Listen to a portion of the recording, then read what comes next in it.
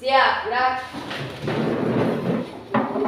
Beri salam. Assalamualaikum warahmatullahi wabarakatuh. Waalaikumsalam warahmatullahi wabarakatuh. Berdoa mulai.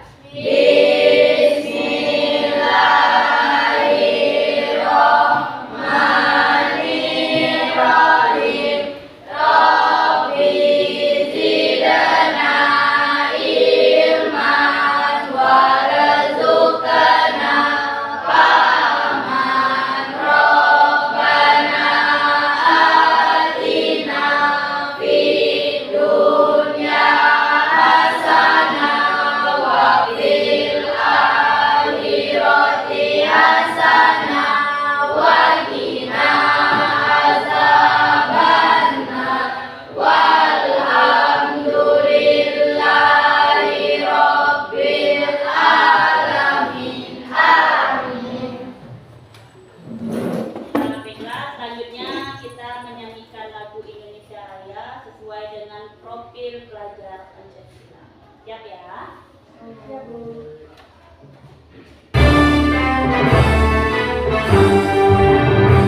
Indonesia tanah airku, tanah tumpah darahku. Di sanalah aku berdiri, jadi bantu ibuku. Indonesia luas suaraku, bangsa dan tanah airku. Marilah kita bersatu, Indonesia bersatu. Hiduplah tanahku, hiduplah negeriku, bersatu rakyatku semuanya. Bangga jiwanya, bangga rakyatnya, untuk Indonesia Raya. Indonesia Raya, merdeka, merdeka, tanahku, negeriku yang ku cinta. Indonesia Raya, merdeka, merdeka, hiduplah Indonesia Raya. Indonesia Raya, merdeka, merdeka, tanahku, negeriku yang ku cinta. Indonesia Raya, merdeka, merdeka, hiduplah Indonesia Raya. Oke, terima kasih semuanya. Setelah kita menyanyikan lagu Indonesia Raya ini, Ibu harapkan bisa menambah rasa kecintaan kita dan rasa nasionalisme kita terhadap tanah air ya. Oke, selanjutnya kira-kira di sini sudah siap kita mulai pelajaran? Siap, Bu. Siap semuanya? Siap, Bu. Kalau siap, silakan periksa dulu, tolong mejanya, yang bajunya belum rapi, tolong dirapikan dulu. Silakan berdiri dulu. Rapikan bajunya. Sudah rapi semua? Sudah, Bu. Tolong mejanya periksa dulu. Yang ada sampah, tolong di. Sudah? Ada sampahnya? Sudah, Bu. Silakan. Oke. Hari ini kita akan memasuki materi yaitu tentang meningkatkan motivasi belajar.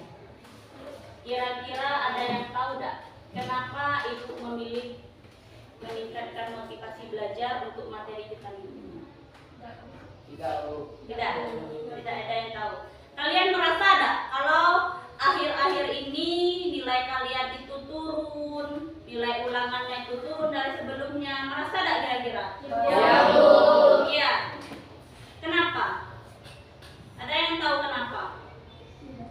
Kalian merasa tidak perubahan kalian dari yang kelas 8 sampai kelas 9 sekarang. Ada yang merasa ada? Ya. Coba siapa yang berani mengangkat tangan? Saya Bu, saya merasa kalau sebelumnya saya rajin belajar, sekarang tidak rajin. Alasannya kenapa? Ada yang tahu? Tidak. Yang merasakan perubahan. Misalkan Bu, malam-malam saya sering main HP. Kalau dulu saya tidak sering main HP. Atau Bu, sekarang saya sudah mulai mengenal yang namanya percintaan. Ada? Ada? Tidak yakin? Atau karena di dalam sini aja bilang tidak? Yakin? Oke. Ada yang mau mengeluarkan isi hatinya? Iya Bu, sebelumnya Bu saya itu rajin belajar, tapi karena ini jadi malas. Ada? Oke, baiklah. Ibu mendapatkan laporan dari wali kelas kalian dan dari guru mata pelajaran bahwa nilai kalian itu turun. Ya. Ya Bu. Terus motivasi untuk belajar di dalam kelas itu sangat rendah. Ya, ada merasa? Setelah kita mempelajari meningkatkan motivasi belajar ini, Ibu harapkan nanti kalian bisa jadi lebih semangat untuk belajarnya. Terus nilai kalian itu menjadi minimalnya itu balik seperti yang sebelumnya atau lebih tinggi dari yang sebelumnya dan bisa untuk menggapai cita-cita kalian. Bisa ya? Ibu harapkan nanti setelah kita mempelajari ini. Oke, meningkatkan motivasi belajar. Ya. Sekarang pengertian motivasi. Menurut kalian apa itu motivasi? Motivasi. Penyemangat. Motivasi apa? Penyemangat. Penyemangat. Ya, boleh. Ada yang lagi mau menyebutkan? Menurut pendapat kalian apa itu motivasi? Inspirasi. Inspirasi. Oke. Ada lagi? Ada lagi? Tidak. Oke. Motivasi yaitu merupakan dorongan dan semangat yang muncul dari diri siswa atas dasar keinginannya sendiri, yaitu suatu daya penggerak dalam diri siswa untuk melakukan kegiatan dan memberikan arahan untuk belajar. Berarti motivasi itu adalah dorongan. Terus faktor-faktor mempengaruhi motivasi belajar. Yang pertama yaitu ada intrinsik dan ekstrinsik. Intrinsik. Apa in? In itu kan bahasa Inggrisnya. In itu dalam, ya. Yang berasal dari dalam diri. Ya, intrinsik. Dalam diri contohnya apa? Minat, cita-cita, terus kondisi siswa. Ya, itu berasal dari dalam diri. Ya kan? Terus sekarang ekstrinsik. X itu apa? Luar, ya, yang berasal dari luar diri. Dari dalam luar diri kita atau dari dalam luar diri kalian. Nah, itu contohnya ada apa? Lingkungan keluarga, terus lingkungan sekolah, Lingkungan masyarakat. lingkungan masyarakat. Ada yang mau menambahkan? Cukup? Oke, berarti udah pas ya. Ada lingkungan keluarga. Di lingkungan keluarga ada siapa? Orang tua, lingkungan sekolah, lingkungan masyarakat. Nah, cara untuk meningkatkannya gimana? Oke, silakan angkat tangan. Cara untuk meningkatkan motivasi belajar gimana? Silakan angkat tangan dan bacakan. Oke. Angkat, coba Oda. Menentukan gaya belajar, membuat agenda belajar, menghindari gangguan belajar, gunakan fasilitas pendukung, tetaplah untuk termotivasi, istirahat yang cukup. Oke, baiklah. Sekarang kita berikan tepuk semangat untuk saya. Tepuk semangat.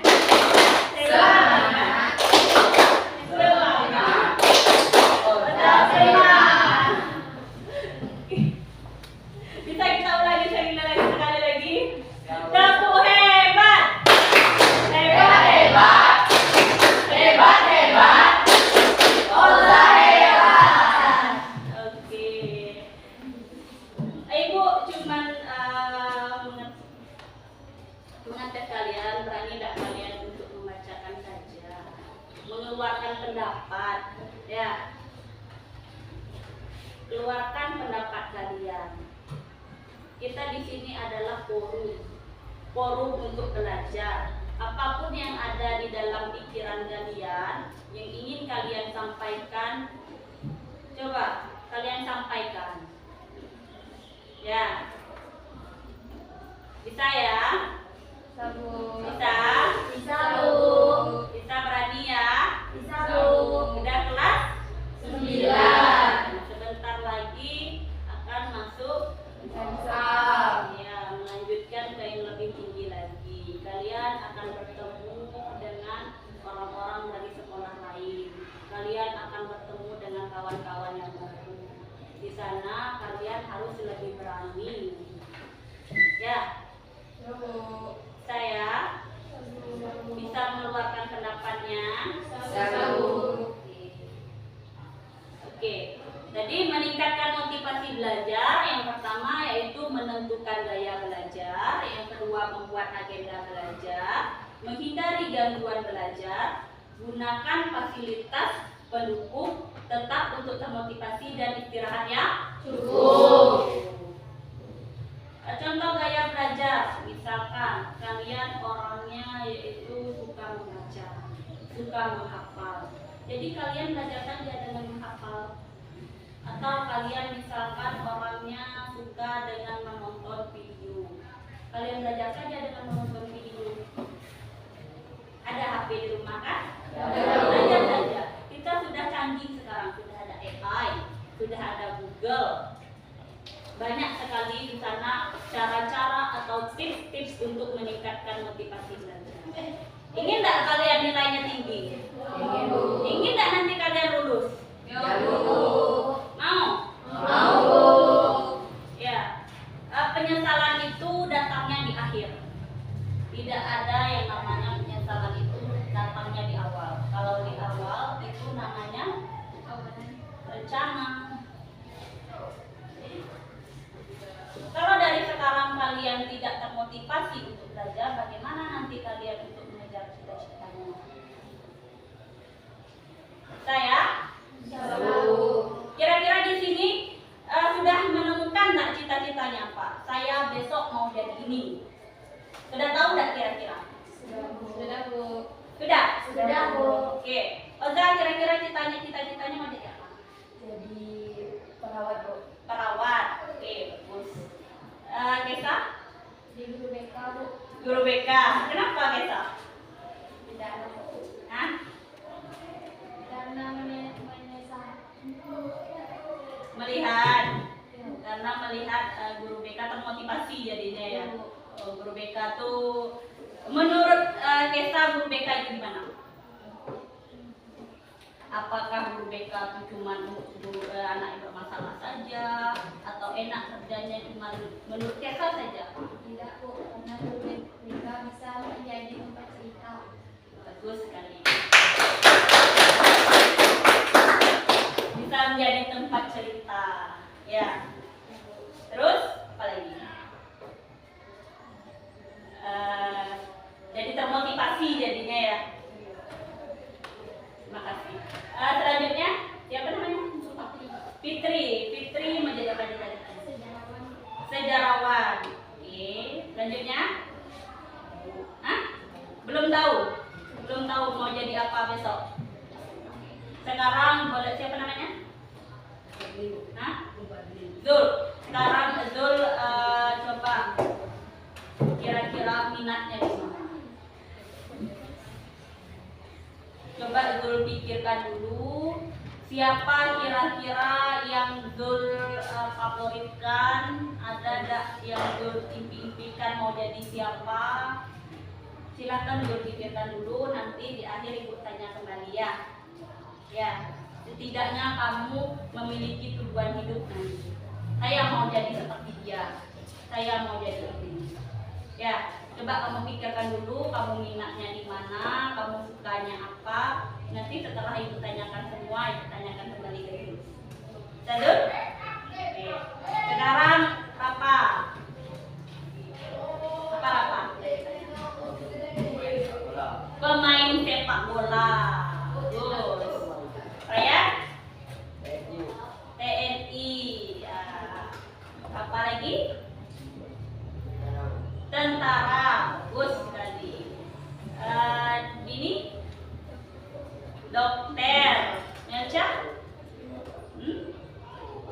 Hakim berarti hukum. Oke, bagus sekali. Sepsia, dokter. Oke, Nanda? Dokter.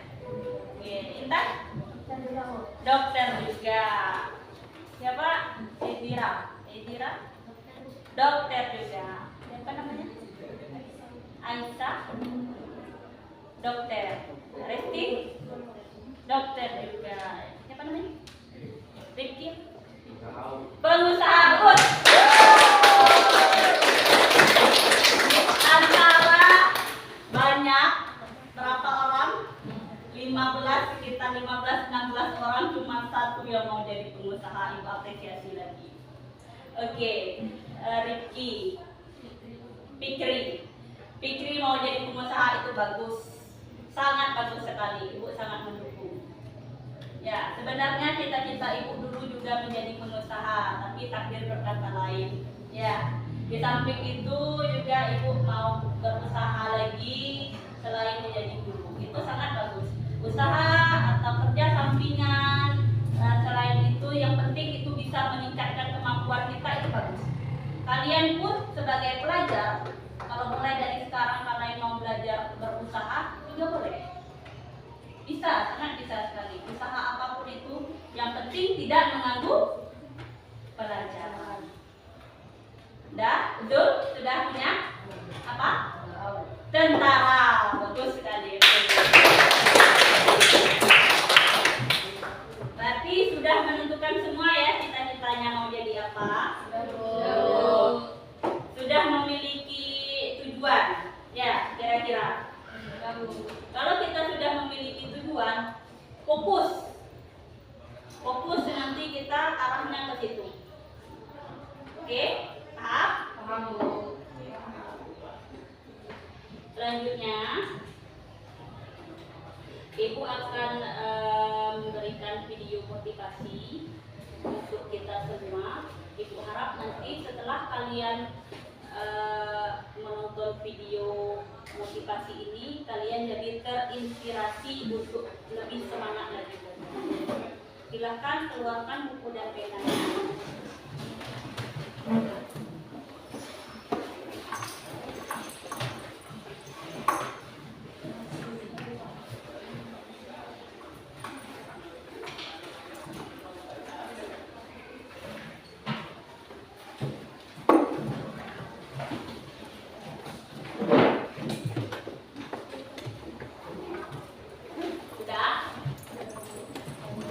Semuanya, Ya, Bu. catatlah hal-hal penting yang ada di dalam video ini. Kata-kata motivasi penting yang ada di dalam video ini, silakan. Halo. Hai. Hai. Halo. Bisa kita mulai? Bisa, Bu. Catatlah hal-hal penting dan motivasi-motivasi yang menurut kalian itu penting, silakan dicatat. Nanti akan Ibu tanyakan secara acak. Ya, siapa yang Ibu tanyakan nanti kalian silakan untuk berdiri dan sampaikan. Semangat? Semangat, Bu.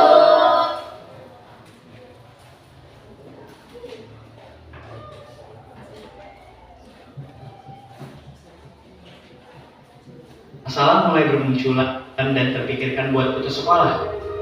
Apakah mungkin kamu merasakannya sekarang? Kadang kita merasa malas banget bangun pagi-pagi karena ingat bagaimana membosankannya di sekolah. Apalagi hari Senin, rasanya badan lengket banget di kasur. Sesampai di sekolah, guru di depan kelas seolah cuma pajangan yang tidak menarik untuk kita perhatikan. Apalagi waktu buka medsos dan lihat televisi. Toh banyak kisah orang yang sukses meskipun tidak sekolah tinggi. Kelihatannya wah sekali, bukan? Saat itu juga kita berpikir kalau lanjut sekolah itu tidak penting. Tapi apakah itu benar? Kalau berhenti sekolah itu pilihan yang tepat untuk kita. Buktinya, data dari Edukasi Sindo News menyatakan kalau 1,9 juta anak putus sekolah.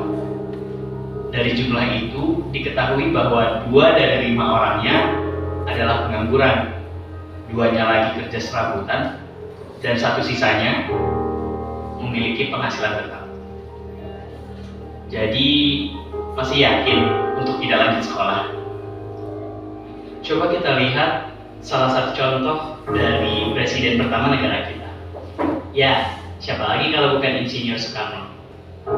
Bisa mengenyam sekolah rakyat bukan berarti beliau mau puas begitu saja seperti pribumi lain. Dari pengamatan beliau, Indonesia dijajah oleh Belanda yang pintar dan berpendidikan. Karena hal itu, Soekarno Muda bertekad untuk melanjutkan sekolah meskipun beliau bukan berasal dari kalangan priai dan bangsawan. Kemudian masuklah beliau ke HBS, di mana dari 300 orang, cuma 20 orang pribumi yang bisa sekolah di sana. Sedangkan sisanya adalah keturunan Belanda.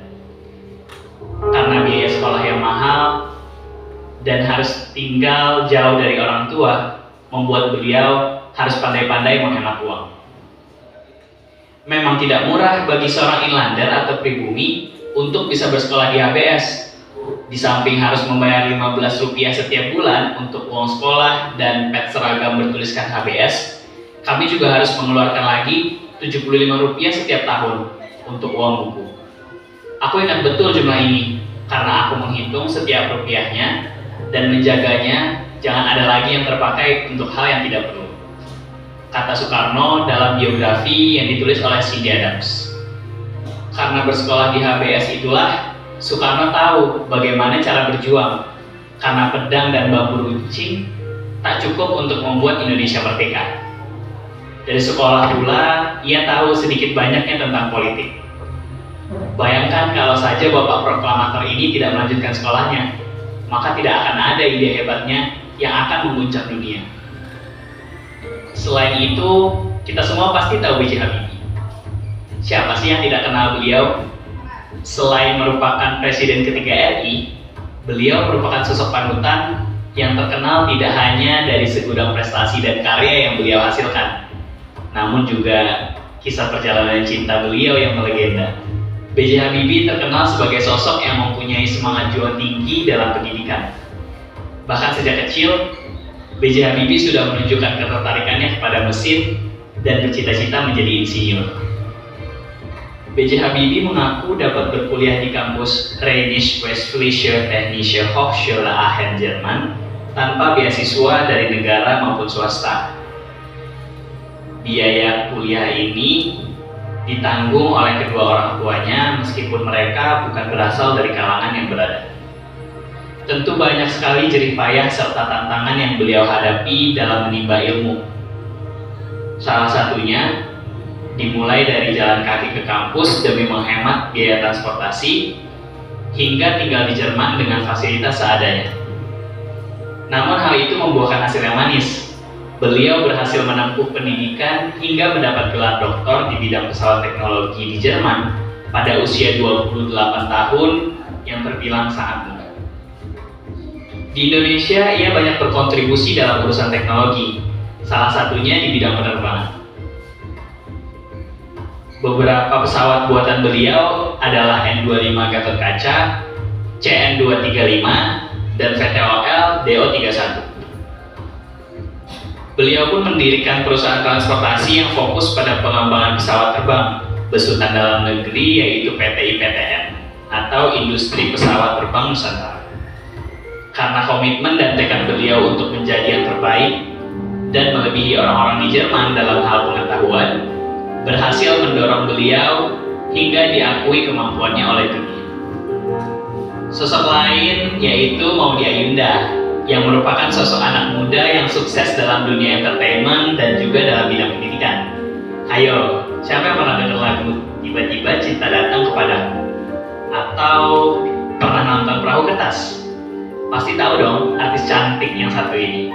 Selain jago nyanyi dan akting, Maudy mengaku hal yang disukainya sejak kecil yaitu belajar. Menurut Maudy, pendidikan mempengaruhi karakter seseorang. Sebab di sekolah, tak hanya ilmu pelajaran saja yang didapatkan, Namun interaksi sosial dan mengenal cara berpikir seseorang juga akan membentuk kepribadian kita. Pendidikan itu amat bisa mengubah seseorang. Dalam pengalaman aku pindah-pindah sekolah dan juga mendapat guru yang berbeda-beda, membuat pola pikir kita juga beda, ujar Maudi. Ia juga mengatakan pendidikan bisa menjadi bekal untuk pemberdayaan perempuan sehingga bisa mandiri dari sisi ekonomi di tengah kemajuan zaman yang sangat pesat. Maudi melanjutkan kuliah S1 di luar negeri dengan mengambil jurusan PPE atau Politics, Philosophy, and Economics di salah satu universitas bergengsi dunia yaitu Oxford University pada tahun 2013. Selain itu, Maudi kerap aktif dalam menjadi pembicara di berbagai forum internasional. Di antaranya menjadi pembicara di acara Kongres Diaspora Indonesia pada 2017 lalu yang menghadirkan mantan Presiden Amerika Serikat Barack Obama. Lalu ia juga pernah menjadi pembicara termuda dalam Forum Ekonomi Global pada tahun 2015. Sekarang, Maudi sudah menempuh pendidikan S2 di Stanford University pada tahun 2019 lalu. Perlu contoh lain, siapa yang tidak kenal Kang Emil? Sosok pemimpin bercorak milenial berlatar belakang akademisi. Siapa lagi kalau bukan Bapak Muhammad Ridwan Kamil? Kang Emil yang lahir dari keluarga sederhana tidak pernah menyangka bahwa dirinya bisa menjabat sebagai wali kota Bandung, bahkan sekarang menjadi gubernur Jawa Barat loh. Sebelum menjadi gubernur, Kang Emil berprofesi sebagai arsitek. Telah banyak karya yang dihasilkannya. Salah satunya Museum Tsunami di Aceh. Kemampuannya dalam bidang arsitektur tak lepas dari kesukaannya berimajinasi saat kecil hingga duduk di bangku SMA, yaitu SMA Negeri 3 Bandung. Semasa SMA, Kang Emil dikenal aktif mengikuti berbagai kegiatan organisasi sekolah seperti OSIS, Paskibra, bahkan klub sepak bola. Lulus dari SMA, Kang Emil meneruskan cita-cita masa kecilnya dengan mengambil jurusan Teknik Arsitektur ITB tahun 1990. Tentunya tidak langsung sukses dong. Semasa kecilnya Kang Emil bahkan pernah berjualan es mambo. Sedari kecil, Kang Emil tidak pernah diwariskan harta oleh kedua orang tuanya, melainkan diwariskan karakter yang berakhlak. Banyak jalan terjal dan rintangan harus dilalui Kang Emil, tapi karena karakter yang diwariskan oleh orang tuanya, bekal-bekal yang didapatkan dari sekolah, dan sifat pantang menyerah, akhirnya beliau bisa sukses seperti sekarang ini. Nah, dari situ bisa kita lihat kan, kalau lanjut sekolah sudah terbukti sangat banyak manfaat yang akan kita peroleh, terlebih demi masa depan kita yang lebih baik. Lanjut sekolah, ya kali nggak kuy.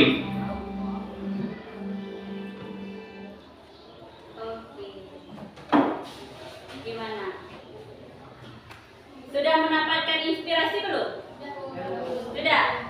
Sudah ada niat untuk terus melanjutkan sekolah? Sudah ada niat untuk terus belajar minimal hari ini saja?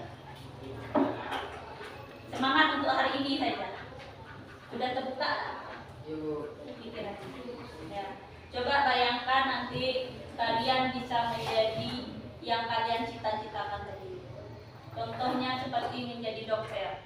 Coba kayak kalian bayangkan, besok sudah besar, saya mau menjadi dokter. Keren nggak kira-kira? Keren kan? Sudah ada? Sudah dapat? Motivasi yang di dalam sini? Siapa yang mau mengungkapkan? Siapa yang mau memberikan pendapat? Ada? Coba Intan, apa yang kamu dapatkan dari video motivasi tadi? Saya termotivasi oleh kata-kata yang diucapkan oleh Soekarno. Dia pernah berkata, pedang dan bambu runcing tidak akan mampu melawan Belanda yang memiliki otak yang cerdas. Maka dia terus mengasah otaknya agar dia bisa mampu melawan mereka. Oke, sangat bagus. Tepuk hebat. Hebat, hebat. Hebat, hebat.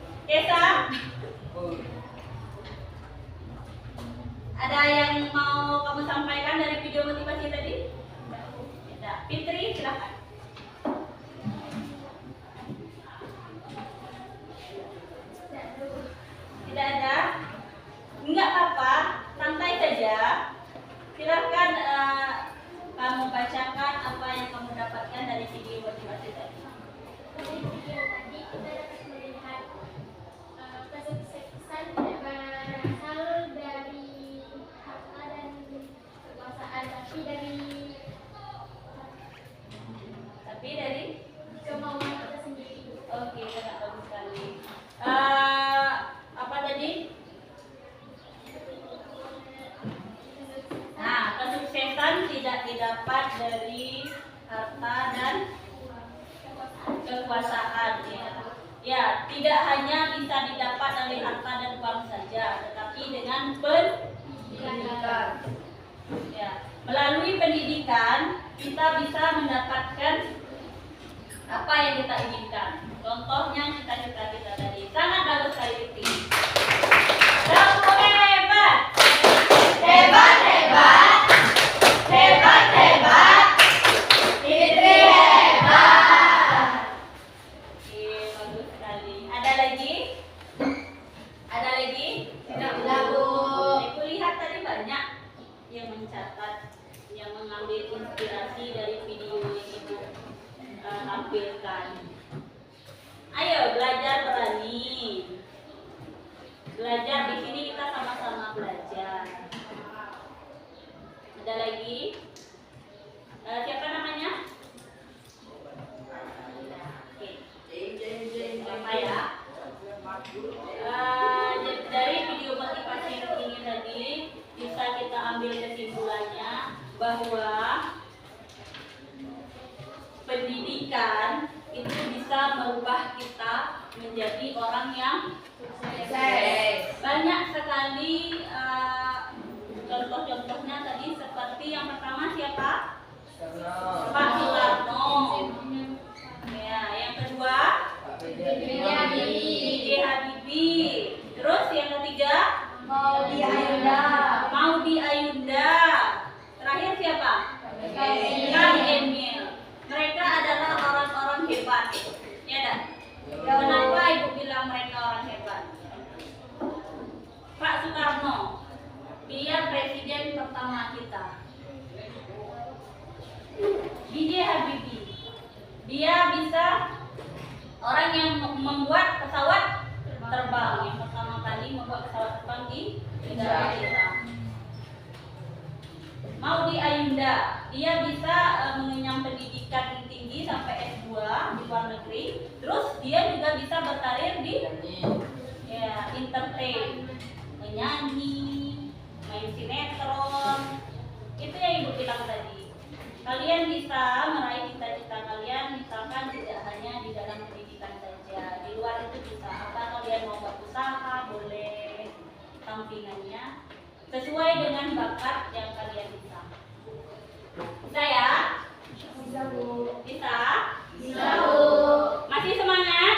Masih, Bu. Masih? Masih, Bu. Kalau masih, kita lanjutkan lagi. Di sini Ibu akan membagikan lembar kerja.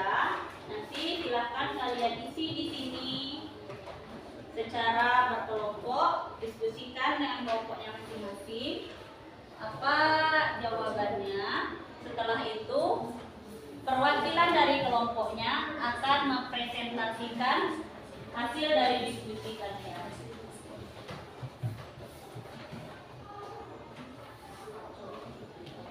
Bisa ya? Oke. Sebelum kalian melanjutkan, Ibu kasih waktu 10 menit untuk kalian diskusi. Silahkan diskusi dengan anggota kelompoknya. Apa jawaban dari lembar kerja yang Ibu berikan?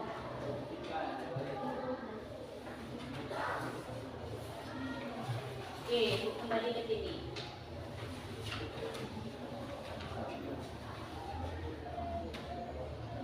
Sudah ada semua di sini kan?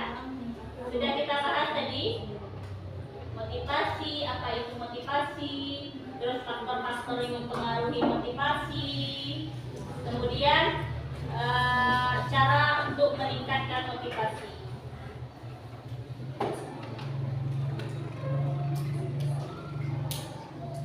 Oke, silakan diskusikan dengan temannya apa itu.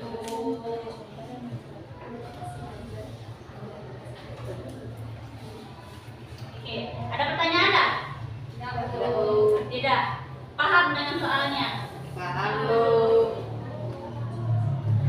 Silakan diskusikan. Tuliskan tips atau cara meningkatkan motivasi belajar. Silakan diskusikan sama-sama ya. Apa kira-kira jawabannya? Ya. menit. Jangan terburu-buru, silakan santai. Diskusikan.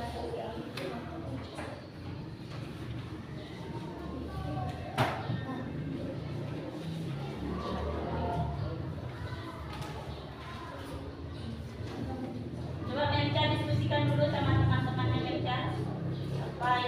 Soalnya apa? Jaitan, coba diskusikan dulu. Apa soalnya?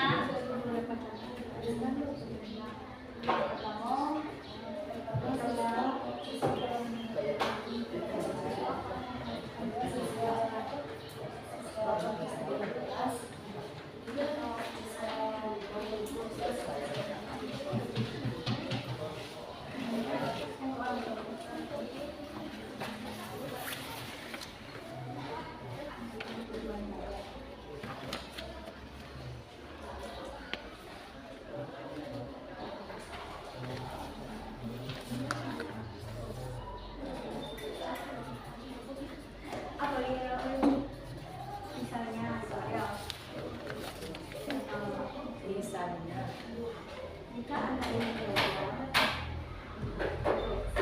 untuk menghadapi maka tujuan belajar Anda untuk menghadapi nilai bagus.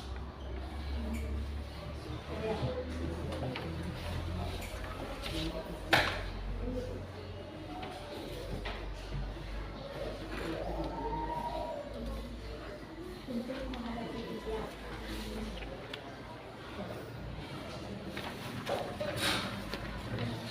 Gimana sudah? Sudah, Bu. Sudah semuanya? Sudah, Bu. Oke. Kira-kira siapa yang mau pertama ingin mempresentasikan hasil dari diskusinya? Silakan. Assalamualaikum warahmatullahi wabarakatuh. Waalaikumsalam warahmatullahi wabarakatuh. Saya Oza Nazwa Kurnia, perwakilan dari kelompok 1. Saya akan mempresentasikan hasil diskusi kelompok kami. Soalnya adalah tuliskan beberapa contoh yang menyebabkan motivasi belajar yang rendah. Jelaskan. Jawaban kami adalah ada beberapa contoh yang berkaitan dengan motivasi belajar rendah. Pertama, siswa kurang memperhatikan guru ketika menjelaskan. 2. Siswa termotivasi belajar hanya saat awal-awal pelajaran. 3. Ada masalah dalam keluarga. 4. Ada masalah dengan teman sebaya. 5. Bosan dalam kelas. 6. Mengikuti kelompok teman sebaya yang tidak baik. Contoh, membolos, bermain game online, nongkrong, merokok, dan minum minuman keras. Oke, sangat bagus ya.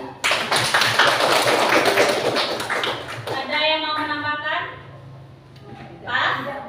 Pas. Kalau pas siapa lagi? Kelompok siapa lagi yang ingin bersedia? Silakan Ayah. Assalamualaikum warahmatullahi wabarakatuh. Waalaikumsalam warahmatullahi wabarakatuh. Perkenalkan, nama saya Muhammad Ryan Aslam, perwakilan dari kelompok 2 akan mempresentasikan diskusi kelompok kami.